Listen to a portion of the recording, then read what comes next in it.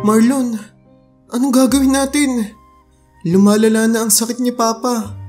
Hindi ko naman kayang tignan lang siyang nahihirapan. Kailangan natin gumawa ng paraan. Kailangan natin siyang mapadala sa doktor. Pag-iinagpis na pagmamakaawa ni Jormaline sa kanyang asawang si Marlon. Pero wala namang magawa ang lalaki. Magsasaka lamang kasi ang kinabubuhay nilang mag-asawa. At ngayong lumalala na ang sakit ng tatay ni Jormaline, ay ang tanging magagawa na lamang nila ay ang manalangin at umasa na gagaling ito. Napakalayo pa kasi ng doktor sa kanilang lugar at siguradong hindi ito makakaabot sa ospital dahil sa hirap ng biyahe. 2 bundok ang kailangan nilang akyatin, 3 ilog ang kailangan nilang lagpasan, at kahit magandang sasakyan ay hindi ito magagawa. Pero hindi lang ito ang problema. Buntis kasi si Jormaline at kabuanan niya na noong mga panahong ito. Pasensya ka na, Lynn. Pero hindi ko rin talaga alam kung anong pwedeng gawin sa papa mo. 3 araw na siyang nakaratay dyan sa higaan. Maski ako nahihirapan akong makita siya pero sa totoo niyan wala akong maisip na pwedeng gawin.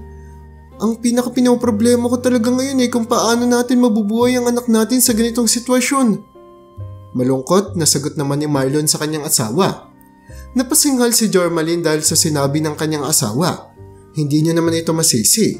Mahirap lang kasi ang buhay nila at hindi naman kayang gawin ni Marlon ang lahat. Kaya naman wala nang nagawa si Jormaline kundi mag-isang bantayan at alagaan ang kanyang nanghihinang tatay. Wala na rin kasi ang nanay ni Jormaline. Matagal na itong pumanaw noong bata pa lamang siya. Dahil sa isang karamdaman din na hindi nila natukoy dahil wala rin silang doktor na napuntahan para gamutin ito. Huwag kang mag-alala pa. Gagawa kami ng paraan ng asawa ko. Madadala ka namin sa ospital o magpapadala kami ng doktor sa inyo. Gagawin natin ang lahat para mabuhay kayo, okay? Pagpapalakas ng loob ni Jormaline sa kanyang tatay. Mahinang tumango na lamang ang tatay niyang si Joseph pero sa katunayan niyan ay alam nito na wala na siyang pag-asa pang mabuhay. Pero hindi pa pala doon natatapos ang problema. 1 linggo kasi makalipas ay tuluyan nang nanganak si Jormaline sa nag-iisa nilang lalaking anak. Sa katunayan niyan ay matagal na nila itong hinihiling. Matanda na sila para sa kanilang unang anak at ito ang kauna-unahang pagkakataon na binayayaan sila. 40 na silang pareho ni Marlon noong una silang magkaanak. Masaya man ang mag-asawa dahil sa panibagong biyaya na dumating sa kanilang buhay pero hindi naman maaalis ang katotohanan na pinoproblema pa nila ang kalagayan ng tatay ni Jormaline na si Joseph. Kaya naman ang sayang naramdaman nila noong makita nila ang anak nilang si Marcus ay agad din namang nawala dahil hindi madaling mag-alaga ng bata. Bukod pa doon ay lalong hindi madali ang mag-alaga ng isang matandang may sakit. Kailangan nilang mamili. Kailangan nilang magsakripisyo kung sino ang pipiliin nila. Hanggang sa magkaroon sila ng isang oportunidad sa buhay. May isang mayamang lalaki ang dumating sa kanilang baryo kasama ang asawa nitong babae. At bilang ang pamilya ni Jormaline at Marlon sa baryong iyon ang kinikilalang namumuno dito ay sila ang nilapitan ng dalawa. Magandang araw po. Ano po bang sa inyo at naparito po kayo? Magalang na tanong ni Marlon sa mayamang lalaki. Katabi ng lalaking ito ang 2 niyang gwardya na nakahawak ng matataas na klase ng mga baril. Pero hindi inaakala ni Marlon na hindi pala ganoong klase ng lalaki ang nakausap niyang mayaman. Dahil katulad niya ay mapagkumbaba rin ito. Pasensya na po kayo sa abala. Pero naparito po kami ng asawa ko dahil nabalitaan namin na maraming mahihirap sa baryong ito. At nagdala po kami ng mga supplies po ninyo na pwede niyong magamit sa loob ng 1 buwan. Meron din po ditong mga gamit ng bata na pwede nilang magamit sa eskwelahan. At bukod pa doon yung kaban-kaban ng mga bigas na dala-dala rin namin. Sa inyo na po itong lahat. Wika ng lalaki sa kanya. Napatingin naman si Marlon sa tinuturo ng lalaki na mga bagay na dala niya. At nakakita nga siya ng 2 truck na naglalaman ng napakaraming mga pagkain, prutas, kagamitan at marami pang iba. Napaluhod si Marlon dahil sa sobrang kagalakan. Hindi niya akalain na may isang milagro ang darating sa kanilang buhay at tutulong sa pinakamahirap na pagkakataon na nararanasan nila noong mga panahong iyon. Maraming salamat po. Maraming salamat po talaga, sir. Hindi niyo po alam kung gaano niyo po kami natutulungan ngayon. Saad ni Marlon habang nakayuko at tila ba nakaluhod na. Pinatayo siya ng lalaki na nasa harapan niya. Naku po, hindi niyo na po kailangan pang lumuhod. Masaya po kaming makatulong ng asawa ko sa inyo. Ano naman po kasi ang gagawin namin sa dami ng pera namin kung hindi naman po namin ito ibabahagi sa inyo. Pagpapakumbaba pa nito. Samantala ay nasa gilid lamang ang asawa ng lalaki at hindi umiimik. Salamat po talaga ma'am, saad ni Marlon sa babae. Ngumiti naman sa kanya ang babae at tila ba naiiyak ito. Pero pinagkibit balikat na lamang iyon ni Marlon at sa halip ay tumulong na lamang siyang magbuhat ng balde-baldeng mga pagkain at mga kagamitan na pinadala sa kanila ng mayamang mag-asawang ito. Kinagabihan, bago umalis ang mag-asawa, ay nagkaroon ng isang napakalakas na pag-ulan na nagdulot para hindi sila makaalis kaagad. Kaya naman, nakiusap si Marlon kung pwedeng tumuloy na lamang ito sa kanilang bahay dahil may parte naman sa kanilang bahay na pwedeng pagtulugan ng mag-asawa at ng mga gwardya nito. Sigurado po ba kayo? Naiiyang tanong ng lalaki sa kanila. Opo, napakaliit lang po itong bagay nito kumpara po sa naitulong niyo sa amin kaya pakiusap, tanggapin niyo na po itong tulong na kaya po naming maibigay sa inyo. Nakayukong saad ni Marlon. By the way, hindi pa pala ako nagpapakilala sa inyo. Ako nga pala si Kral at ito yung asawa kong si Meryl. Pagpapakilala ng mayamang lalaki kila Marlon at Jermaline. Kinakagalak ko pong makilala kayo. Saad naman ni Marlon. Pasensya na po kayo at hindi pa magawang makatayo ng asawa ko. Kapapanganak niya lang po kasi nakaraang araw. Pagpapaliwanag ni Marlon sa kanilang sitwasyon. Ganun ba? Biglang saad ng mayamang babae na si Meryl na tila ba ay nasorpresa ito sa kanyang nalaman. Ito rin ang kauna-unahang pagkakataon na nagsalita ang babae. Oho, kapapanganak niya lang po. Yan din po yung una naming anak. Pero nagka-problema po kasi kami ngayon. May sakit po ang tatay niya at hindi po namin alam kung ano ang uunahin namin. Naroon po sa kabilang bahay yung tatay niya nakaratay. Kaya ginagawa ko rin po ang lahat para magpalakas. Para na rin sa mag-ina at sa biyanan ko. Patuloy pang litanya ni Marlon. Nagkaroon naman ng saglitang pag-uusap ang mayamang lalaking si Kral at ang lalaking si Marlon noong gabing iyon. Bakit po pala kayo naparito? Bakit po yung baryo po namin yung napili ninyo? Curious na tanong ni Marlon sa mayamang lalaki. Napangiti naman si Kral sa kanya. Sa katunayan yan, hindi rin namin alam. Bigla lang namin napagdesisyonan ng asawa ko na humanap ng makikita naming mahirap na baryo. Well, nangyari naman tong lahat dahil sa problemang daladala namin. Pagpapaliwanag ni Kral. Napatingin naman ng seryoso si Marlon sa lalaking kausap niya. Ano pong ibig niyong sabihing problemang daladala ninyo? May problema pa rin po pala kayo kahit marami na yung pera ninyo? Tanong naman ni Marlon. Oo naman no. Kahit yung mayayaman, napakalaki din ang mga problema niyan sa buhay. Katulad kami ng asawa ko. 30 na kami. Ang tagal na naming sinusubukang magkaanak pero hindi pa rin kami nagkakaanak. Kaya ang suwestyon ng asawa ko, bakit hindi kami tumulong sa mga taong nangangailangan? Baka kung sakaling gawin namin yun ay pagpalain kami ng may kapal at makita niya na mabubuting tao naman kami para mabiyayaan naman kami ng isang anak. Pagpapaliwanag ni Kral. Namangha naman si Marlon dahil handang gawin ng lahat ng mag-asawang ito ang kinikailangan para magkaanak sila. Pero halata naman sa mag-asawa na kahit hindi sila tumulong ay mabubuti silang mga tao. Sigurado pong magkakaanak po kayo. Sigurado pong ibabalik ng Diyos ang kabutihang ginagawa niyo po sa amin. Naniniwala po ako dun. Pagpapalakas naman ng loob ni Marlon sa kanyang kausap na si Kral. Ngumiti sa kanya si Kral at hinawakan ng balikat niya. Maraming salamat. Kailangan ko yung mga salitang yan. Kasi sa totoo niyan, napanghihinaan na kami ng loob ng asawa ko. Wala na kaming dahilan para mabuhay pa. Gustong gusto na talaga naming magkaanak. Hindi ko alam kung bakit ganito ang problemang dinadala namin. Kung pwede lang sana. Malungkot na saad ni Kral kay Marlon. Samantala, ang asawa niya namang si Meryl ay pumasok sa kwarto kung saan naroroon ang natutulog na si Jermaline. Pagkapasok niya ay nagising si Jermaline. Ay pasensya ka na, nagising ba kita? Paghingi ng despensa ni Meryl sa babae. Okay lang. Nabalitaan ko yung ginawa niyang tulong sa amin. Maraming salamat. May hinang wika ni Jermaline na halatang nangihinapa mula sa kanyang pagpapanganak. Nasa tabi ng babae ang kanyang bagong silang na sanggol. Wow! Ang gwapo naman ng anak ninyo. Ang ganda ng mga mata niya. Ang haba ng pilikmata at mukhang malusog.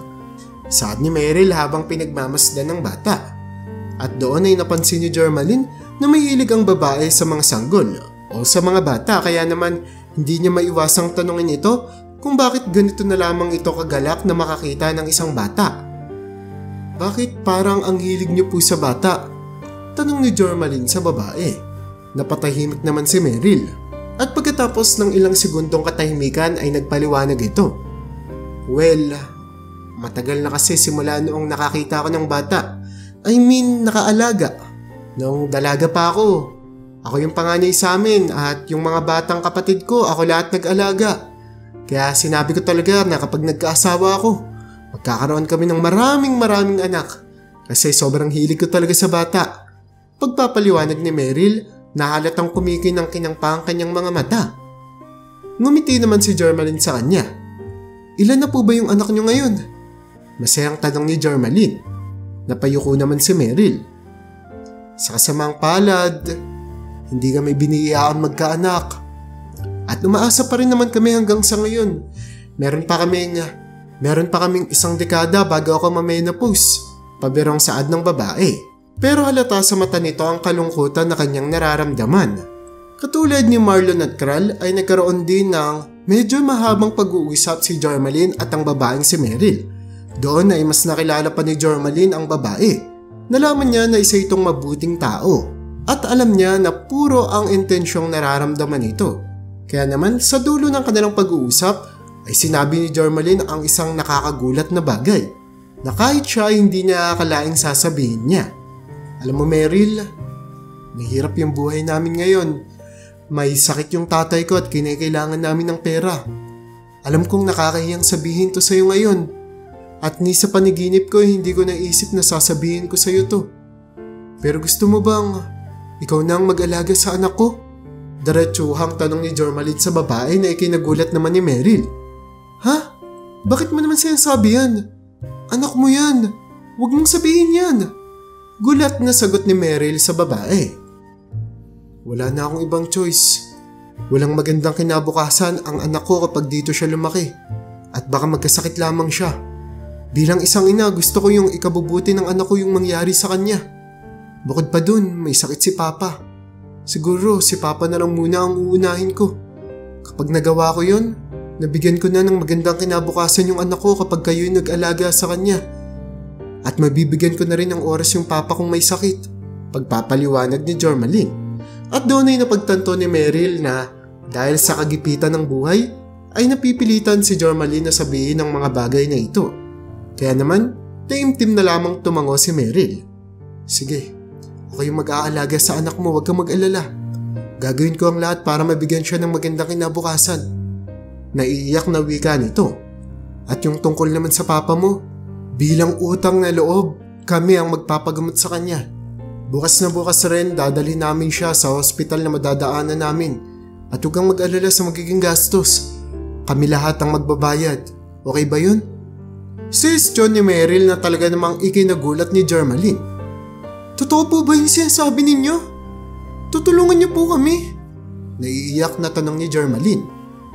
Oo, gagawin namin ang lahat para gumaling ang papa mo. Pagpapalakas naman ng loob ni Meryl. Kinabukasan ay yun nga ang ginawa nila. Saglitang nag-usap si Jermaline at ang asawa niyang si Marlon sa desisyong ginawa niya. Mahirap man para kay Marlon pero alam niya na ito ang mas makabubuti para sa lahat. At sa ganitong paraan ay mabibigyan ng magandang kinabukasan ang nag-iisa nilang anak. Pre, pwede bang ipangako mo sa akin na hindi niyo ilalayo sa amin yung bata?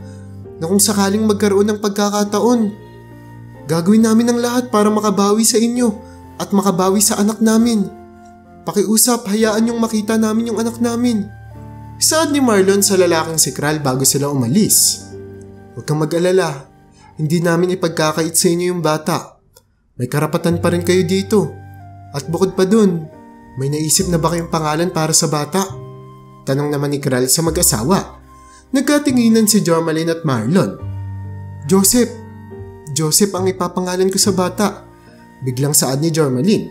Hinango niya ang pangalan na ito mula sa kanyang may sakit na tatay. Ngumiti naman si Meryl at niyakap ang babae. Okay, kami na yung mag-aalaga kay Joseph. Huwag kayong mag-alala, gagawin namin ang lahat para magkaroon siya ng magandang kinabukasan. Saad nito at tuluyan ng umalis, kasama ang tatay ni Jormaline na may sakit. Isang buwan nang makalipas ay tuluyan nang gumaling ang tatay ni Jormaline. Mabuti na lamang at hindi naging malala ang karamdaman ng matandang si Joseph, kaya naman naagapan pa ito ng mga doktor. At sa muling pagkakataon ay muling nagkita ang mag-asawang si Kral at Meryl at ang mag-asawang si Jormaline at Marlon. Nakita rin ng mag-asawa ang bata nilang anak na si Joseph na kalong-kalong ni Meryl. Ang laki na Joseph, ang taba-taba niya. Hindi talaga kami nagkamali na pinaampon namin siya sa inyo. Saad ni Jormaline nang makita niya ang kanyang anak. Ngumiti naman si Meryl. At gagawin namin ang lahat para patuloy siyang maging malusog. Kung gusto nyo, bibisita kami sa inyo palagi para makita niyo yung bata. Suggestion naman ni Meryl. Talaga? Gagawin niyo yun? Saad ni Jormaline na labis niyang ikinatuwa. Naging maganda ang pagsasama nila Meryl at Jormaline kasabay nila Kral at Marlon. Hindi nga nila pinagkait ang bata sa mag-asawa. Ngunit nang sumapit na sa 5 taong gulang si Joseph, ay kailangang pumunta sa Amerika ng mag-asawa kasama ng bata.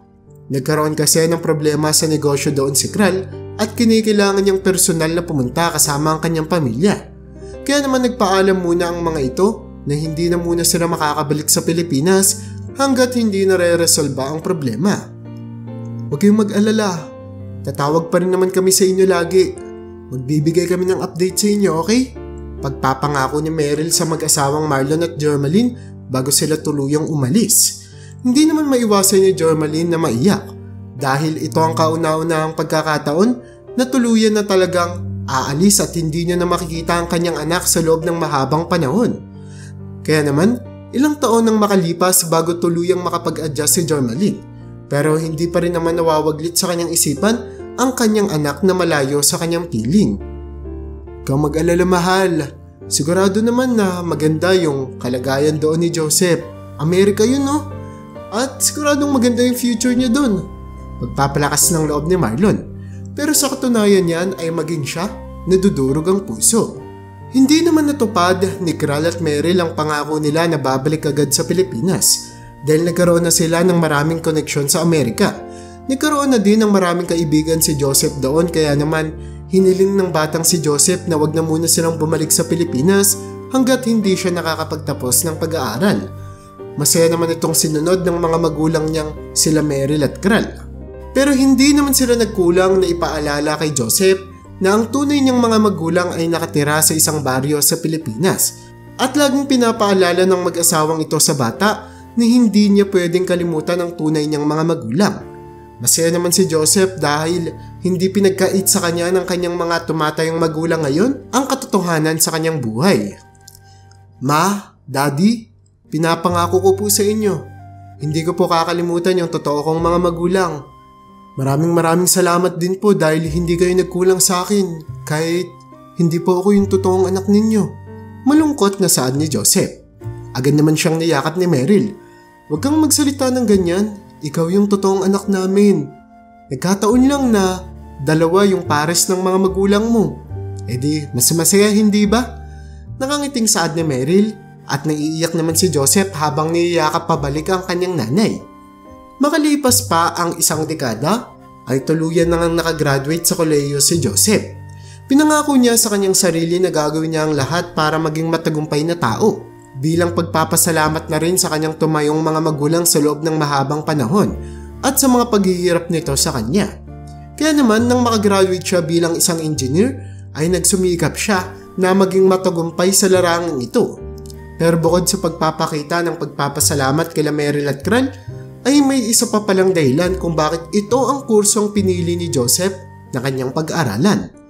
Tulad kasi ng pinangako ni Joseph na babalik siya sa Pilipinas pagka-graduate niya, ay ito nga ang ginawa niya.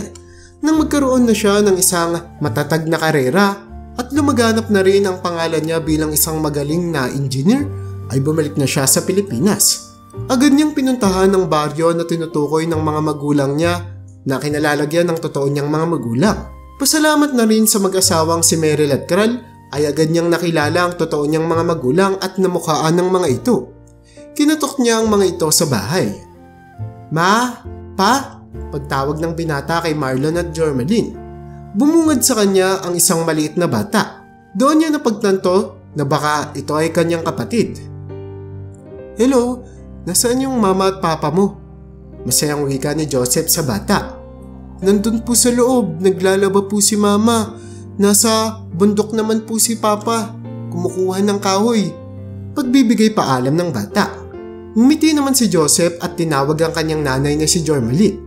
Hindi mapigilan ni Jormeline ang sayang kanyang nararamdaman nang muli niyang makita si Joseph. "Diyos ko, Joseph anak! Kailan pa kayo nakabalik? Bakit hindi tumawag si Meryl na babalik kayo? Pasensya na, hindi kita napaghandaan." Wika ni Jormeline sabay yakap kay Joseph. "Namiss ko rin po kayo, ma." Ngiting saad naman ni Joseph sa kanyang nanay, na ngayon ay medyo may edad na. "Bale, kapatid ko po ba to?" Tanong ni Joseph habang hinahawakan ang ulo ng batang babae. "Oo, kapatid mo yan. Yan si Christina. Isang dekada pagkatapos ka naming ipaampon kila Meryl, nagkaroon kami ng anak. Binayaan muli kami ng Diyos." Pagpapaliwanag naman ni Jormeline. "Grabe, sabi ko na nga ba kapatid ko to eh.